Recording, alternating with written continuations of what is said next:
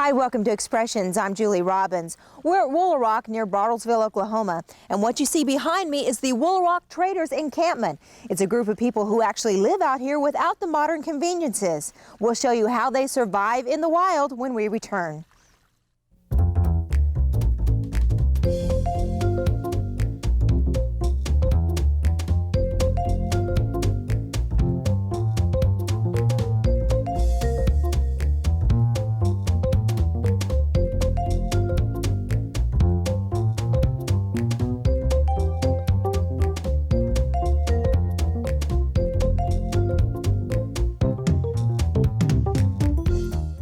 Our guest and tour guide today is Wes Butcher. Wes, thank you for being on the program today. Thank you. Well, let's have a seat, because I know you're getting ready to eat breakfast, right? Yeah, pretty quick. Yeah? Tell me, I don't want to say you guys are abnormal, but this isn't something that the everyday person does here. No, it's not for everybody. I mean, it's got to be something you want to do, because it's a lot of work involved, too. Right. Well, before we explain the whole event here, tell me a little bit about yourself, because is this something that you do for a hobby, or? Well, it's a hobby. That's how I started out, was a hobby. I mean, it's a job now, and it's a job. It's 7 days a week and 6 to 8 months. The last 3 years, it's been 8 months. I'm portraying pre-1840, the mountain era, the golden age of the fur trade. I'll be like a free trapper living with Indians. Most of them were company trappers and stayed amongst themselves pretty well. As a job, I give demonstrations and let the people do it too, show them how to throw a tomahawk and shoot the rifle. Okay, now tell us the exact name of this rendezvous, I guess. Yeah, we're having our annual rendezvous, fall rendezvous. We have two. One in the spring and one in the fall. And rendezvous is a gathering of the mountain men. In the old days, that's when they got their supplies, traded their furs in and stuff. But nowadays, we do have traders here. But we'll have shooting contests with the rifles and a primitive bow and tomahawk throwing.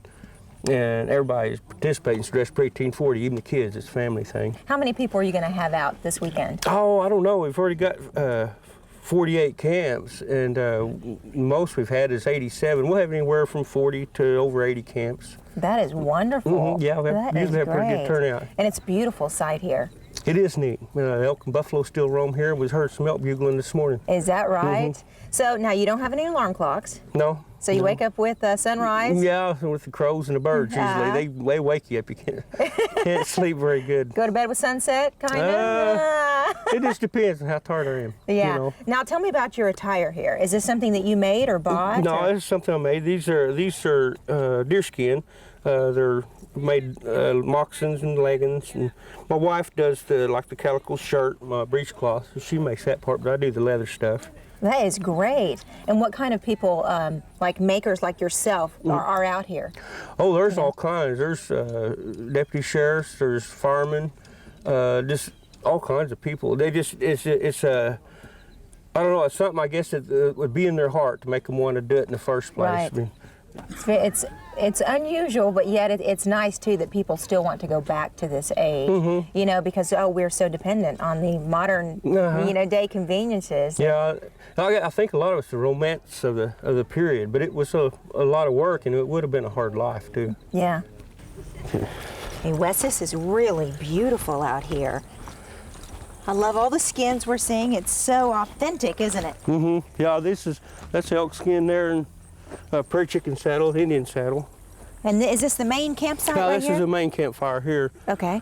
These are willow backrest and cane.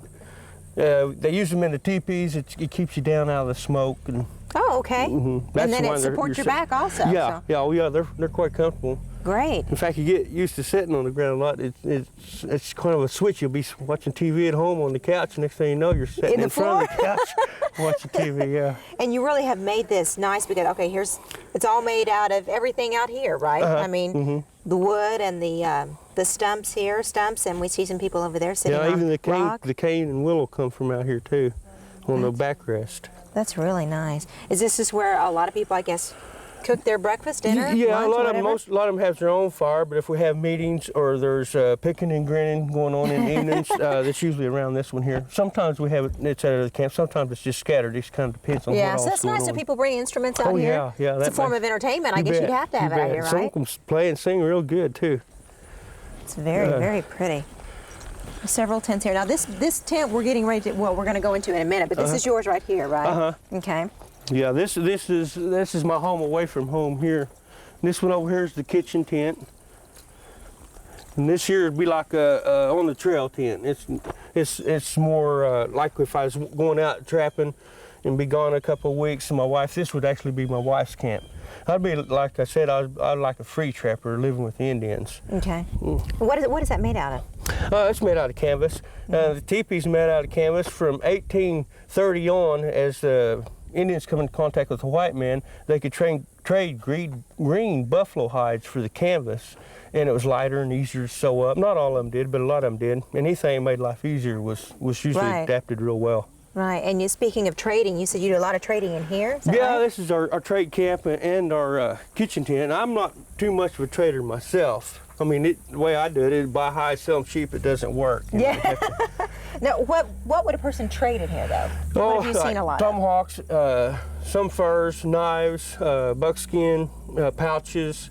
You name it? Yeah, tomahawk handles, just depends. Cooking utensils and skillets and stuff like that. So that's nice because some people out here, first-time people, may not have some things, right? Oh, yeah. So they can come in. Yeah, usually there'll probably be some more traders coming today, and they have all kinds of that kind of thing, from beads and hides to cooking utensils and just whatnots. Right. But it's all pre-1840 stuff. Now I do want to mention, because I don't know if the people heard this truck and stuff in the background, there are still people coming in, right, that are going to be camping Right, they'll be coming in all day today. So we may hear some modern day vehicles, right? Once in a while. Horses, okay. Yeah, sure. Well, let's head to your teepee. I'm really anxious to see this. Out.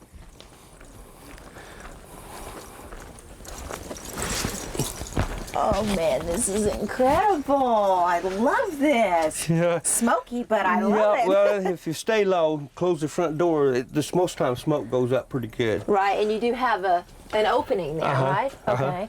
Now tell me, I guess you have a way of closing that when it rains and stuff like that? You just walk the smoke flat poles around. Okay. Okay, yeah, boy, I'm like, oh man, that smoke. How do you handle that? Yeah. I guess you you stay low, and then when the flame went out, and it's just sitting on coals, and that makes it smoke more. Right. Now let's say everything. This is kind of like a home away from home, right? I've got a few bobcat pelts. So this here's an Osage orange bow. This is an Ashley 1826 Ashley contract saddle, which a guy in Montana built it here a couple of years ago for me. It's real comfortable riding too. This is just some buffalo leather here, and that's buffalo rug. This is skunk hat. And another chair I see back there. Yeah, and it's got buffalo on it, and badger. Okay, let's walk around the other side and take a look at everything. Is this, I guess this is the bed? Yeah, this is where you bed sleep? area, and that's buffalo robes and deer hides. And this is a bobcat hat here. When do you wear that? When it's cold. It has to be cold. Even when it's cold, if you're working, it works so good that it'll be sweating it. And there's some new leggings. This is really, really neat. This is coyotes. And with all this, boy, it really keeps you warm, doesn't it? And this is another bedroll here. It's out of buffalo. Another bow. These are the rifles. Okay. I'm going to try to stay low because my eyes are watering because of the smoke. Ahead. Yeah, you go right ahead. This one here is a flintlock. They'll take you out there and let you shoot one of them. I got the flintlock. Hey, great. And the percussion cap rifle. The percussion cap, this one right here, it was invented in the 1820s, the caps. But the caps themselves, they didn't become a real popular item because you couldn't get them just anywhere. They didn't become real popular until the late 1830s. It's amazing. Before that, they used the flintlock. And it was top of the line for about 200 years. Well, Wes, who is this that just walked up so tame? No, this is Little Buck. He thinks I'm Daddy. I raised him last year. Will you let me pet him? Oh, sure. Hi, Little Buck. Oh, hi, precious. Oh, wow, how tame. Oh, thank you for licking me. Oh, yeah, I love you too. Oh, how precious. You said you raised him? Yeah, somebody from outside the park brought one in that they had found orphaned. I had two this year, smaller ones. Bobcat got one of them. But they now have to watch him as he gets older. This will be his last fall here because as they get older, they get plumb mean. Oh, do they really? Oh, well, there's been people gored and killed by their own pets. Oh. He ain't got much right now. And if he's acting up, he'd rear up and punch you with his hooves. Oh, wow. Yeah, they're sharp So I guess hooves. that's their defense, isn't it? Yeah, I mean, it's just natural for him to be that way. Well, how would you keep him away from here, though? I mean... Oh, well, when I had the littler fawns there, he'd want to paw him, and I'd just have to break the switch and paw him and run him off, you know, because he'd knock them down. So like any other animal, it's just like training him not to do something. Okay. It's just habit. It's an order of things when they're pawing each other.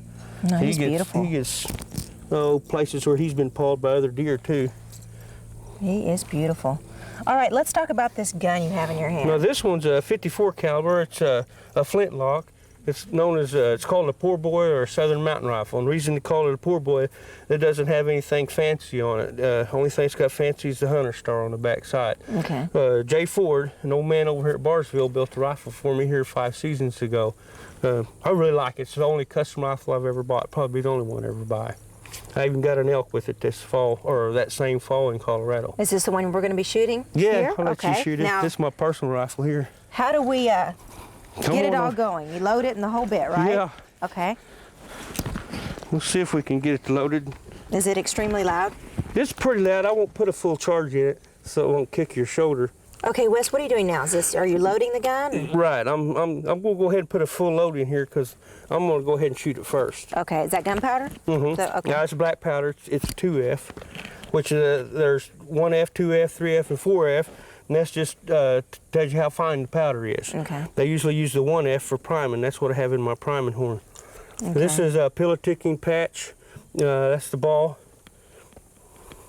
Put them. So the ball is like the bullet, right? Uh-huh. Okay. And just trim it off there. And push it down in. Mm-hmm.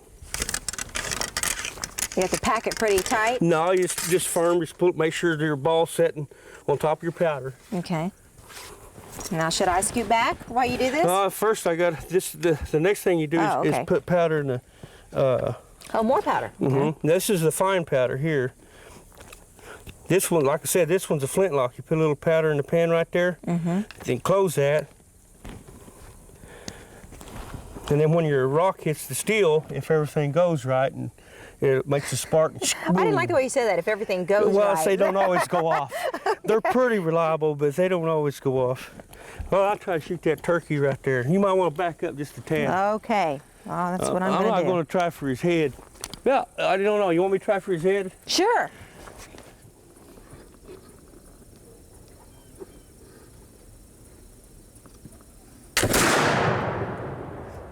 Holy cow. I got him. You did? Well, yeah, I thought the feathers was going to fly. All right. So when we're having a shooting contest, you got to hit him in the neck or the head to get your 10 points. It's got to be in the red. Okay. All right. Tight against your shoulder. All right. Front trigger in this one, and it's a hair trigger. Which means I don't You don't just barely got to touch it.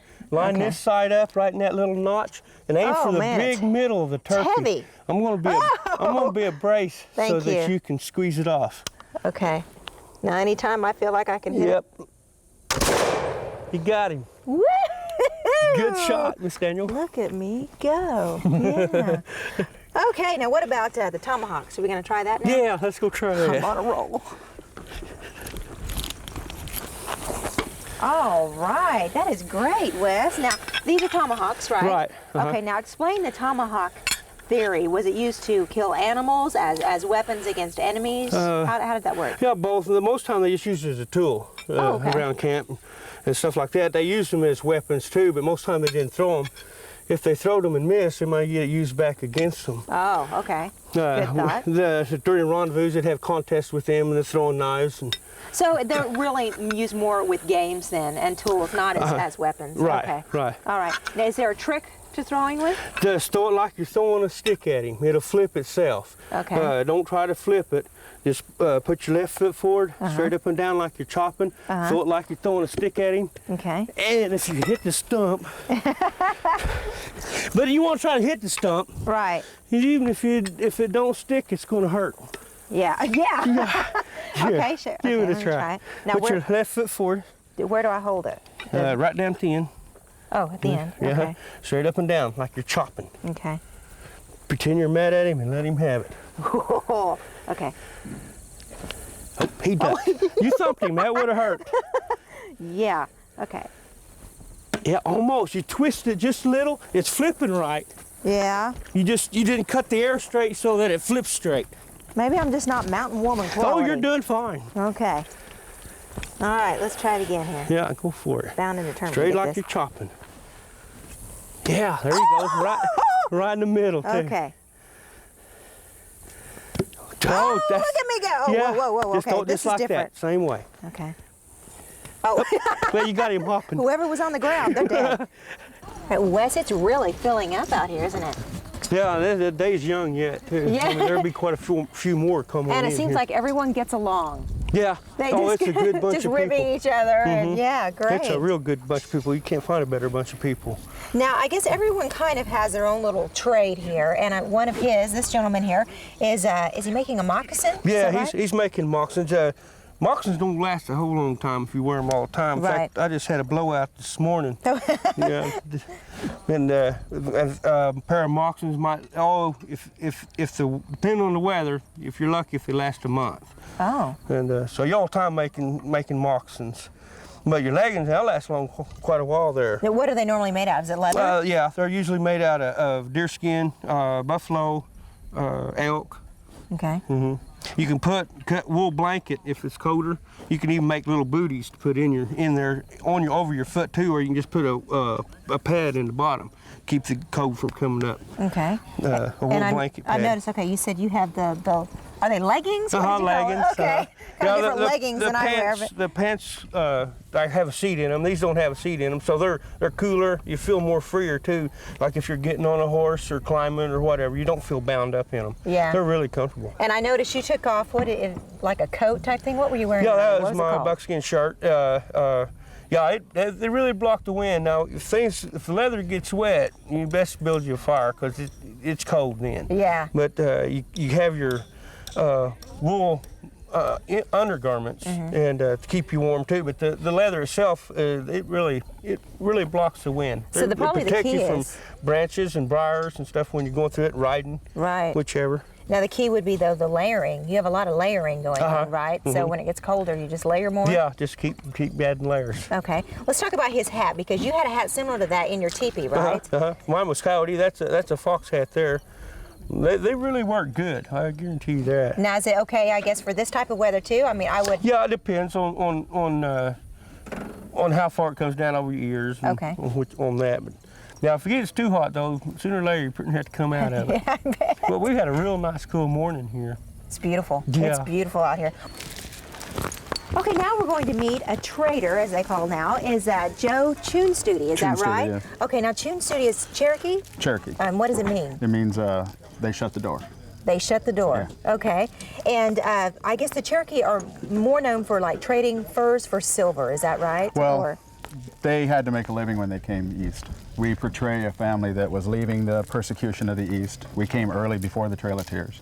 So we just had to find a way to make a living, and the fur trade was still going on at that period. So we're just kind of early entrepreneurs. So. Okay. And is this something that, do you make this? Yeah, that's trade silver. Oh, it's beautiful. What it was done is they would they'd trade for furs, and they would go back east and take the furs and trade for ounces of silver, flatten them as thin as they could, and make as many pieces as they could, then trade them back per piece for furs. So it was just a.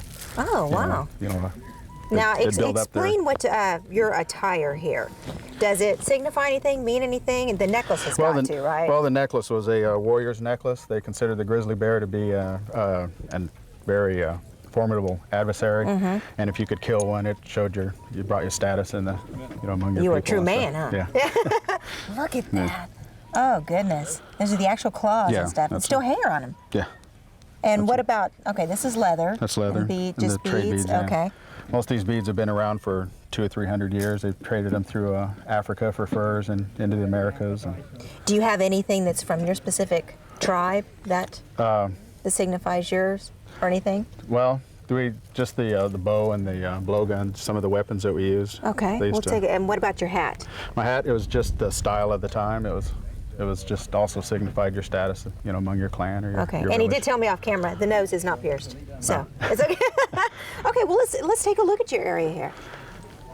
Well, these are just some of the furs that you would trade for that were in demand at the time. The elk furs for coats and Oh, I can see where that'd be extremely warm. yeah, beaver too. furs were in real big demand. They made the the top hats back east. They wanted the fur, the small hair out of the hides. And Okay, Joe, what kind of a bear is this? this is a black bear. He's in his black phase or brown phase. He resembles a grizzly bear, but it's actually there's two different species of bear. It's a black bear and a brown bear, or the grizzly bear, as most people know him by. Right. And speaking of bears, Yeah, we have look at this.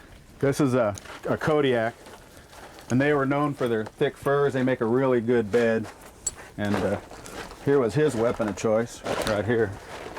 Oh, wow. So they Oh my goodness. so they were quite the adversary. That's why you did hold status if you could Right. take one of these.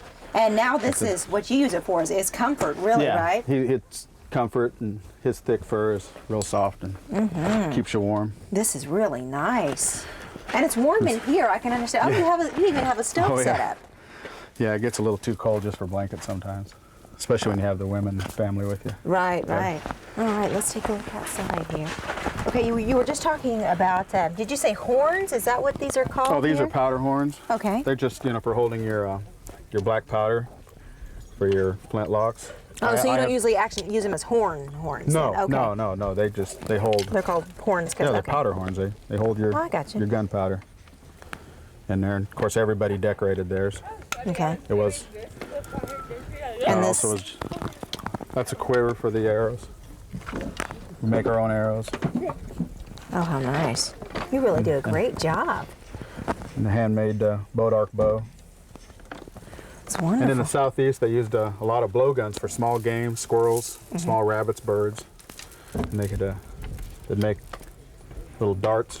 They'd split the cane down into these little shafts. Just made out of wood. then. That's cane. Oh, part of the cane. They'd Okay, split I it got down. Then they'd wrap sinew or thread around thistledown. You. Is it to weight it? No, that's to so the arrow will push the dart out of the Okay. end of the. And they were pretty good. They didn't use poison on them like the South American tribes do. They believed if you poisoned an animal, then you ate the poison. So they wouldn't. Good belief there, isn't it? Yeah. Well, They you have a didn't. really nice setup. And speaking of setup, we're going to go across the path here, and you're going to help some people set up. Is that right? They've just gotten here, Yeah, they just pulled in. and they're just pulling out. And one of the most important things you have when you're out here is fire. You need it for warmth. You need it for. It's just comforting at night when it's cold. And And we might want to mention, vehicles aren't normally allowed out here, but there's got to be a way you have to bring your stuff out here. It's hard to bring your stuff in on mule team. So. Right, so they just pull off out in the pasture or something somewhere? Yeah, they Okay. park it out, kind of keep the ambiance of as Right. primitive as they can. Now, you've already got the little hole dug here. Yeah, that keeps the wind out of the fire. Okay. So you don't, Right. makes it easier to build and you concentrate your heat that way. When you're Okay. cooking What's the and next step then? stuff. Well, for flint and steel, you got to have a good sharp stone, a piece of flint or chert or whatever, Okay. and a piece of good hardened steel. These are called strikers.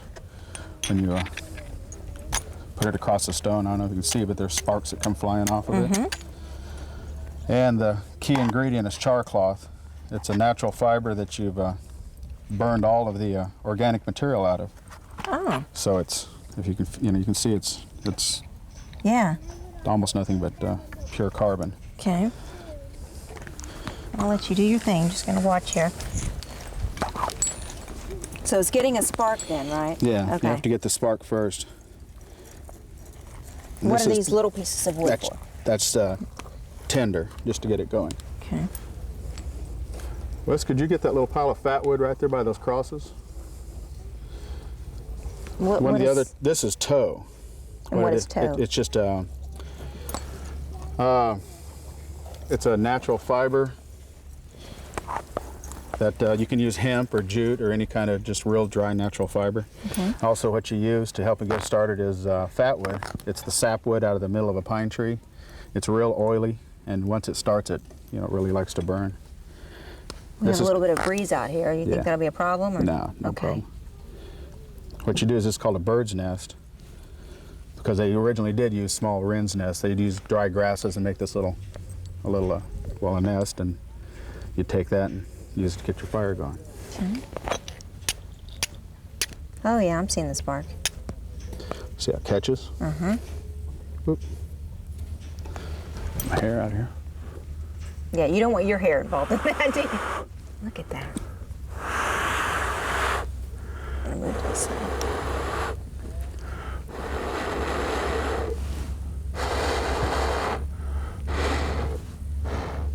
Come on. Woo. Oh, there we go. Then you put your fat wood down in there. See how quick it lights? Yes. And it doesn't matter if the ground's a little bit moist like that? No, because your heat's coming up.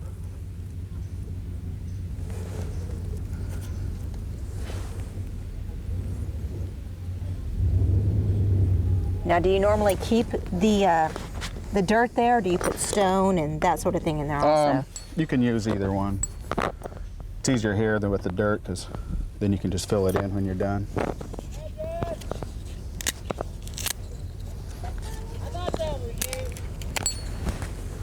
Everyone is so friendly out here.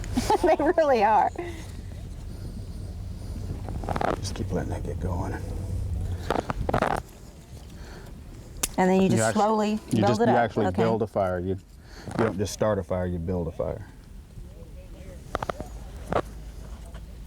Well, Joe, the fire is going well now. And they normally used the fire for warmth? For warmth, cooking, keeping their clothes dry, and just, comfort at night. Okay. It's not, keep animals away. And speaking of cooking, I know they're doing some cooking down there's the road here. There's a group cooking down there that I'm sure they're ready for lunch. I think I'm going to head that way. Getting hungry. Thank you, Joe. Thank you. It's a pleasure meeting you. Wes, the camp is really filling up now. Yeah, it's a lot of people coming in. You know what's so nice about this? It's such a community affair, isn't it? Oh yeah. Everyone definitely. just seems to really love each other. Just a little love fest here. Yeah, just about. Now let's tell the people again. This happens once a year. First weekend of October. Okay, and it is at Woolaroc near Bartlesville. And if they don't know where Woolaroc is, I'm sure they can call and they'll give them all the information, right? Oh yeah. That they need to know. Yeah, Okay. just follow the signs. And this lasts how long?